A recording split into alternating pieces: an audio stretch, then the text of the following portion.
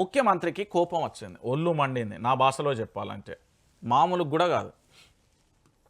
ఎట్లా అనేది కూడా నేను చెప్తా. తెలంగాణ రాష్ట్రంలో తెలంగాణ ప్రాంత ప్రజలందరూ కూడా అనుకుంటున్నారు, ఇది చర్చ జరుగుతుంది. కాంగ్రెస్ పార్టీలో ఒక 4 ఎమ్మెల్యేలు, 2 మినిస్టర్లు, ఒక ఎమ్మెల్సీ అనుకుంటా బహుశా. ఎగ్జాక్ట్గా అక్కడ ఎంతమంది ఉన్నారు అనేది క్లారిటీ లేదు. కొన్ని అంటే ఎగ్జాక్ట్గా వీళ్ళు ఇంతమంది ఐడెంటిఫై చేయడం, వీళ్ళందరూ ఉన్నారు. ముచ్చట పెట్టుకుంటున్నారు. ఏమని ముచ్చట పెట్టుకుంటున్నారు అంటే, రాష్ట్రానికి సంబంధించిన ప్రభుత్వ జీవోలు ఎట్లా లీక్ అవుతున్నాయి. అరే మీకు ఆ మాత్రం కూడా అర్థం కాదా? తెలంగాణలో ఇక్కడి వ్యక్తులే కదా ప్రభుత్వ శాఖలలో పనిచేసేటోళ్ళు. గతంలో అధికారంలో ఉన్నది బీఆర్ఎస్ పార్టీ కదా. వీళ్ళు ఏదైనా జీవో తీసుకుంటే, లేకపోతే ఇతరత్ర ఏమైనా తీసుకుంటే అది బయటికి రాదా?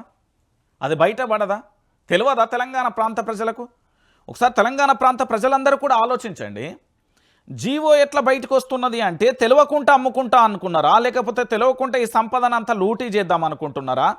ఏం చేద్దాం అనుకుంటున్నారు? తెలంగాణ ప్రాంత ప్రజలు ఏమన్నా ఇక్కడ తెలివి తక్కువ అనుకుంటున్నారా? ఈ రాష్ట్రం కోసం వాళ్ళు ఎంత పోరాటం చేసిళ్ళు, ఏం కథ? అలాంటిది తెలంగాణ ప్రాంత ప్రజల కోసం ఈరోజు పూర్తి స్థాయిలో కూడా మీరు అందరూ కూడా ఆలోచించండి. జీవో ఎట్లా బయటకు వచ్చిందని ముఖ్యమంత్రి ఆగ్రహం వ్యక్తం చేస్తున్నాడు. సైలెంట్గా చేద్దాం అనుకుంటే ఎట్లా లీక్ అయింది? నువ్వు సైలెంట్గా చేసినా సైలెంట్గా చేయకపోయినా అది అయితే పబ్లిక్ డొమైన్లో పెట్టాలి కదా. సరే ప్రైవేట్గా పెట్టినా అది ఎట్లా అమ్మినావు అనేది రేపు పొద్దుగాల ప్రజలకైతే వివరించాలి కదా. నిన్ను ముఖ్యమంత్రిగా పెట్టింది కేవలం తెలంగాణ ప్రాంత ప్రజలకు జీతగాళ్ళు. వీళ్ళు ఎవరు ఎమ్మెల్యేలైనా, ఎమ్మెల్సీలైనా, ఎంపీలు అంటే వాళ్ళ సంరక్షణ కోసం మనం నియమించుకున్న వ్యక్తులు. మనం ఓటేసి గెలిపించి, బాబు మాకు వ్యవసాయం చేసుకోవాలి, చాలా పని ఉన్నది బాబు, మేము వ్యవసాయ పనిముట్లు తయారు చేసుకోవాలి, మాకు పని ఉన్నది బాబు, ఇంతే. నిజంగా ఇంతే. వాళ్ళ పనులలో, కుల వృత్తులలో నిమగ్నమవుతారు. వీళ్లకు వాళ్ళు సేవ చేయడానికి రావాలి అంతే, అంతకు మించింది ఏమీ లేదు ఇక్కడ. సైలెంట్గా ఇక చూడు, సైలెంట్గా చేద్దాం అనుకుంటే ఎట్లా లీక్ అయింది? ఎట్లా ఏమనుకుంటారు? సైలెంట్గా చేద్దాం అనుకుంటే ప్రభుత్వం కాదా అది? ప్రజాక్షేత్రంలో ప్రభుత్వం లేదా? ప్రభుత్వం అనేది ప్రజాక్షేత్రంలోనే కదా ఉన్నది. జీవో జారీకి ముందే వివరాలు బయటికి ఎట్లా పోయినాయి? హీల్ట్పై క్యాబినెట్ వివరాల లీక్పై ప్రభుత్వం ఆందోళన, అనుమానం ఆ ఇద్దరిపైనే. ఇప్పటికే విజిలెన్స్ విచారణకు రేవంత్ సర్కార్ ఆదేశం. సీఎంఓ ఐటీ వింగ్లో ఎంక్వైరీ. భారీ కుంభకోణం ఆరోపణలపై ప్రభుత్వ పెద్దల ఉక్కిరి బిక్కిరి అంటూ కూడా చెప్తున్న పరిస్థితి కనబడుతుంది. ఇగో ఇంత దారుణం అండి. మన సొమ్ము, నీళ్లు, నిధులు, నియామకాలని ప్రత్యేక తెలంగాణ రాష్ట్రం కోసం పోరాటం చేసిన మన తెలంగాణలో ఈరోజు వీళ్ళు ఈ దొంగలు కలిసి ఏం చేసిల్లంటే, బయట ఏది పొక్కకుండా, బయట ఏది తెలియకుండా, బయటికి రహస్యం ఏది రాకుండా వీటన్నింటినీ సైలెంట్గా కథం చేద్దాం అనుకున్నారు.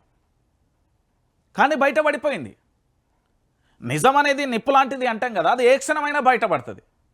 గట్లనే గిది కూడా బయటపడడంతో ఇక ఏం చేయాలో అర్థం కాలే. అర్థం కాక ఏం చేస్తున్నారు అంటే, అది ఎట్లా లీక్ అయింది అనేది ఎంక్వైరీ స్టార్ట్ చేసిల్లట. ఇది మన తెలంగాణ రాష్ట్ర ప్రభుత్వం, గౌరవ యనుమల రేవంత్ రెడ్డి గారి సారథ్యంలో నడుస్తున్న ప్రభుత్వం. అంటే ఏదైనా ఒక విషయాన్ని నిర్ణయం తీసుకున్నప్పుడు, కేబినెట్ ఏదైనా విషయాన్ని ఆమోదం తెలిపినప్పుడు ఆ విషయాన్ని పబ్లిక్ డొమైన్లో పెట్టి ప్రజల యొక్క సలహాలు, సూచనలు తీసుకోవాల్సింది పోయి రహస్యంగా, అడ్డదారిగా, ఎవరికీ తెలియకుండా దొంగతనంగా పూర్తి స్థాయిలో కూడా జీవోలను మేము దాచిపెట్టి ఎట్టి పరిస్థితులలో ప్రభుత్వ భూములను అమ్ముకుంటాం, ప్రభుత్వ సొమ్మునంతా కాజేస్తాం అంటూ ప్రభుత్వం గిట్లున్నదంటే ఇంతకంటే దారుణమైన విషయం ఇంకేముంటుందండి? తెలంగాణ ప్రాంత ప్రజలందరూ కూడా ఆలోచించండి. ఇది ఎట్లా లీక్ అయింది అనేది ఆలోచిస్తున్నారు, కానీ దీనివల్ల తెలంగాణలో ఎంత నష్టం అనేది ఆలోచిస్తలేరు. దీనివల్ల పారిశ్రామిక రంగానికి ఎంత ఎదురుదెబ్బ అనేది ఆలోచిస్తలేరు. దీనివల్ల ప్రభుత్వానికి ఎంత విలువైన భూములు పోతున్నాయో అని ఆలోచిస్తలేరు. ఎందుకంటే ఆ భూములన్నీ ఆంబుక్ వేయాలి కదా. ఆర్థిక కుంభకోణం అంటారు, ఆర్థిక నేరగాళ్ళు అనే పదాలు మీరు విని ఉంటారు సినిమాలలో, లేకపోతే ఇతరత్ర డైలాగులు వింటారు కదా. గదే ఇక్కడ జరుగుతుంది.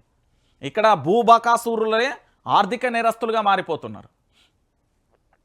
అరే జీడి మెట్లలో గజం ₹1,00,000 ఉన్నదండి, 4,000కి ఎట్లా అమ్ముతావు? సరే నాకు 10 ఎకరాలు కావాలి, ఇస్తావా? మరి ఒక్క ఎకరం కూడా కదా, 10 ఎకరాలు ఉంటాయి, ఇస్తావా అంటున్నా. అరే భయ్, ఇంత ఘోరంగా తెలంగాణ ప్రాంత ప్రజలను ఎట్లా మోసం చేద్దాం? ఈ ఏదైతే హీల్డ్ పాలసీ ఉంది కదా, అది బయటికి ఎట్లా వచ్చింది? ఈ 5 లక్షల కుంభకోణం కేటీఆర్ ఎట్లా ప్రెస్ మీట్ పెట్టిండు, ఆయనకి ఎవరు అందించలు? ఈ 5 లక్షల కుంభకోణం అట్లెట్లా బయటపడ్డది అనేది చర్చ పెడుతుర్రట. ఇప్పుడు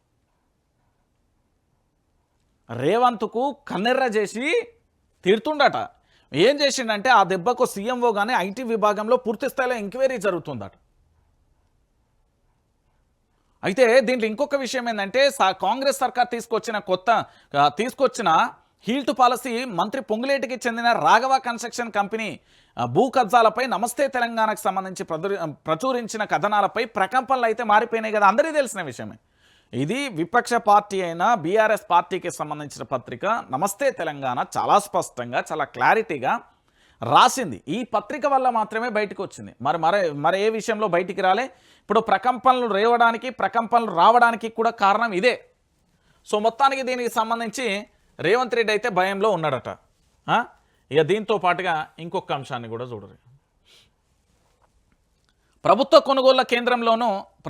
కొనుగోలు కేంద్రంలోనూ మొక్కలు కొనకపోవడాన్ని నిరసిస్తూ గద్వాల జిల్లా అలంపూర్ చౌరస్తాలో మార్కెట్ యార్డుకు తాళం వేసిన రైతులు ఏంది పత్తి కొనుగోళ్లలో అవకతవకలు నిజమే, అక్రమాల నిగ్గు తేల్చిన విజిలెన్స్ విభాగం దర్యాప్తు, మార్కెటింగ్ కార్యదర్శులు ఏఈఓలు భాగస్వామ్యం, విజిలెన్స్ నివేదికల ఆధారంగా మిగతా మార్కెట్లలో విచారణ అంటూ కూడా చెప్పిన పరిస్థితి కనబడుతుంది.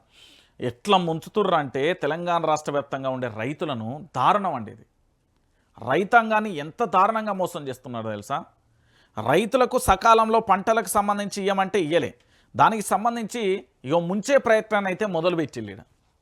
రైతులకు సంబంధించి రేవంత్ సర్కార్ కనీసం మొక్కలను కొనుగోలు చేయమంటే కొనుగోలు చేస్తలేదు, లేదా పత్తిని పండించిన పంటకు సంబంధించి పూర్తి స్థాయిలో ఆ పంటను కొనుగోలు చేయమంటే అవకతవకలు చేస్తున్న పరిస్థితి కనబడుతుంది. అంటే ఎటు చూసినా కాంగ్రెస్ వస్తే కరువు ఏర్పడుతుంది, కాంగ్రెస్ వస్తే కష్టకాలాలే వస్తాయి. కాంగ్రెస్ అనేదే ఒక కరువుకు కేర్ ఆఫ్ అడ్రస్ ఆ పార్టీ. ఇప్పుడు రియాలిటీ కూడా గదే జరుగుతున్నది. మీ అందరికీ తెలిసిన విషయమే కదా. ఇంకేముంటుందండి, తెలంగాణ రాష్ట్ర వ్యాప్తంగా పూర్తి స్థాయిలో కూడా రైతులను ఇబ్బంది పెడుతున్న పరిస్థితి చూస్తాం. ఇక దాంతోపాటు వీడియో జర్నలిస్ట్ దామోదర్ హఠాత్ మరణం, విధులు నిర్వహిస్తూ కుప్పగూలి అస్వస్థ, దవాఖానాలో చికిత్స పొందుతూ మృతి, మీడియా రంగంలో విశేష అనుభవం, దామోదర్ మృతిపై కేసీఆర్ దిగ్భ్రాంతి అంటూ కూడా చెప్తున్న పరిస్థితి కనబడుతుంది. ఇక జర్నలిస్టుల విషయానికి వస్తే ఇక ఇదొక అరిగోస అండి. మన భాషలో తెలంగాణ యాస భాషలో చెప్పాలంటే మీరందరూ కూడా దయచేసి ఆలోచించుర్రి. అది డిజిటల్ ప్లాట్ఫామ్ అయినా శాటిలైట్ అయినా అందులో పనిచేసే వీడియో జర్నలిస్టులైనా లేదా రిపోర్టర్స్ అయినా లేదా డెస్క్లో పనిచేసేటోళ్ళైనా పీసీఆర్ అయినా ఎంసీఆర్ అయినా లేకపోతే ఇతరత్ర ఎడిటింగ్ కానీ లేకపోతే ఏ శాఖలో పనిచేసినా కూడా ఏ విభాగంలో పనిచేసినా కూడా జర్నలిస్టులకు ఒక రక్షణ లేదు. ఫస్ట్ జర్నలిస్టులకు సంబంధించి ఒక అక్రిడేషన్ కార్డులు లేవు, జర్నలిస్టులకు సంబంధించి ఓ ఇండ్లు లేవు, జర్నలిస్టులకు సంబంధించి వాళ్ళ కుటుంబాల పిల్లలకు సంబంధించిన చదువుకు సంబంధించి ఒక పాలసీ లేదు. లేదా డిజిటల్ ప్లాట్ఫామ్లో తెలంగాణలో ఏ ప్రభుత్వం ఉండని ఆ ప్రభుత్వాన్ని ప్రశ్నించే తీరు కానీ, ఆ ప్రభుత్వాన్ని మేల్కొల్పే తీరు కానీ, ఆ ప్రభుత్వం చేస్తున్న అవకతవకలను బయట పెట్టే దమ్ము కానీ చేస్తున్న జర్నలిస్టులకు కూడా రక్షణ లేకుండా పోయింది. అంటే తెలంగాణ రాష్ట్ర వ్యాప్తంగా ఆలోచించాల్సిన విషయం. ఈరోజు వీడియో జర్నలిస్టు విధి నిర్వహణలో పూర్తి స్థాయిలో చనిపోవచ్చు. వారి కుటుంబానికి బాధ్యత ఎవరు? ఇప్పుడు ఆర్థికంగా కానీ, వాళ్ళ పిల్లలు ఉంటే వాళ్ళ పిల్లలకు సంబంధించి కానీ, ఆ కుటుంబానికి సంబంధించి కానీ రాష్ట్ర ప్రభుత్వం ఏమున్నదో అడిగి వస్తుంది దిగ్భ్రాంతి వ్యక్తం చేస్తున్నారు. వారికి ఆర్థికంగా ఎవరు చేయూత ఇవ్వాలి? నిజంగా చెప్తున్నా, తెలంగాణలో ప్రశ్నించే మేధావులు గొంతుకలు ఇక్కడ తెలంగాణలో యూట్యూబ్ ఛానల్ కానీ, డిజిటల్ ఛానల్ కానీ, శాటిలైట్ ఛానల్ కానీ, శాటిలైట్ పత్రికలు కానీ పనిచేసే దమ్ము ధైర్యం ఉన్న వాళ్ళు ఎక్కువనే, కానీ రక్షణ మాత్రం లేకుండా పోయింది వాళ్ళ కుటుంబాలకు కానీ అన్ని రకాలుగా కూడా. ఈరోజు వీరి కుటుంబానికి ప్రభుత్వం నిజంగా కూడా సాయం చేయాల్సిన అవసరం ఉంటుంది. ఈ కుటుంబానికి ఒక 50 లక్షల రూపాయలు ఇవ్వాలి.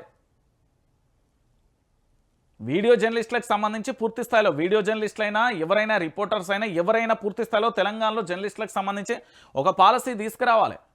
వాళ్ళ పిల్లల చదువుల విషయంలోనైతేనేమి, లేదా వాళ్ళ ఆరోగ్యాల విషయంలోనైతేనేమి, లేదా వాళ్ళకి సంబంధించి అనేక రకాలుగా స్పెషల్గా కేటగిరీ రావాలి. మీకెందుకండి ఎమ్మెల్యేలు ఎంపీలకు మీకు అలవెన్స్లు ఎందుకు నాకు అర్థం కాదు. మీకు కారు ఇవ్వాలి, మేము దానిలో పెట్రోల్ పోపియాలి, దానిలో మీకు పిఏలు డ్రైవర్లు గన్మెన్లను పెట్టియాలి, మళ్ళీ దాంతోపాటు ఇంకొకటి ఏంది మీకు ఇల్లులు ఇవ్వాలి, ఇవన్నీ చేయాలి. కానీ మొత్తం సమాజంలో ఏం జరుగుతుందో ఏ అర్ధరాత్రి అపరాత్రి పగలు రాత్రి తేడా లేకుండా జరుగుతున్న విషయాలన్నీ ప్రపంచానికి తెలియజేసే జర్నలిస్టులకు మాత్రం రక్షణ అవసరం లేదు. మీకు రాష్ట్ర ప్రభుత్వానికి సంబంధించి నియోజకవర్గాలకు నియోజకవర్గ ఫండ్ 5 కోట్ల రూపాయలు ఉంటుంది, దాంతోపాటు కొన్ని అలవెన్సులు వస్తాయి, అన్ని రకాలుగా బెనిఫిట్స్ మీరు పొందుతారు. కానీ ప్రపంచానికి తెలియజేసే వార్తలకు తెలియజేసే జర్నలిస్టులకు మాత్రం రక్షణ లేదు. ఇంత నిద్రాని వ్యవస్థలో తెలంగాణ ప్రభుత్వం ఉంది, అది నిజం. మీరు అవునన్నా కాదన్నా అది నిజం. తెలంగాణ ప్రాంత ప్రజలందరూ కూడా ఆలోచించాల్సిన విషయం.